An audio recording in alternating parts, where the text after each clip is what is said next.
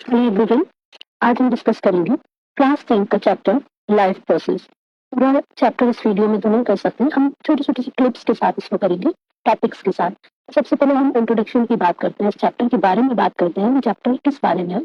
तो जैसे कि चैप्टर का नाम है लाइफ प्रोसेस, तो चैप्टर में लाइफ के बारे में बात है और लाइफ के लिए जितनी भी प्रोसेस जरूरी होती है उनको डिस्कशन डिटेल में होगा।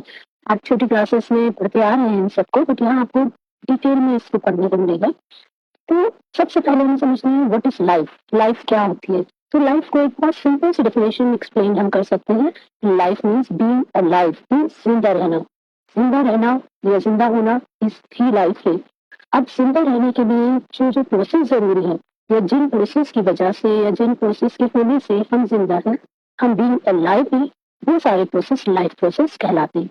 तो लाइफ प्रोसेस की अगर हम बात करें, डेफिनेशन की अगर हम बात करें, तो आप उसको इस तरह से भी एक्सप्लेन कर सकते हैं। All living organisms perform number of activities for maintenance of life. All living organisms perform number of activities for maintenance of life or for sustaining of their life, such as digestion, respiration, reproduction, movements, ये सारी circulation, nervous system, तो ये जितनी भी systems हम पढ़ते हैं, ये जितनी भी एक्टिविटीज होती है, flow, blood, talking, walking, all this come under the life process. तो ये सारे प्रोसेस लाइफ के लिए बहुत जरूरी है, जिंदा रहने के लिए बहुत जरूरी है, और इन्हीं प्रोसेस को इस चैप्टर में डिटेल में पढ़ेंगे। अगर बेसिक डेफिनेशन इनकी पूछी जाए कि what is life process, the basic functions performed by living beings to sustain themselves are called life process. So आप नोट डाउन कर लीजिए ये definition. The basic functions perform by living beings और living organisms to sustain their life are called life process, और to being alive are called life process.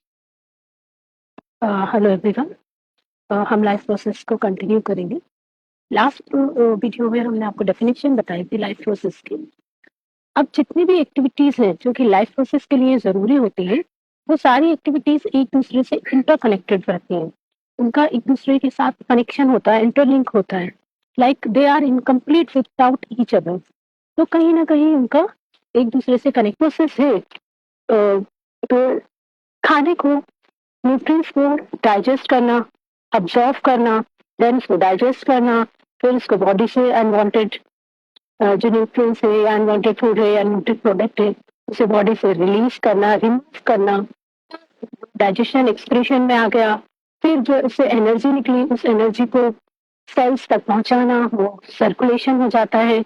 इसमें respiration भी participate करता है।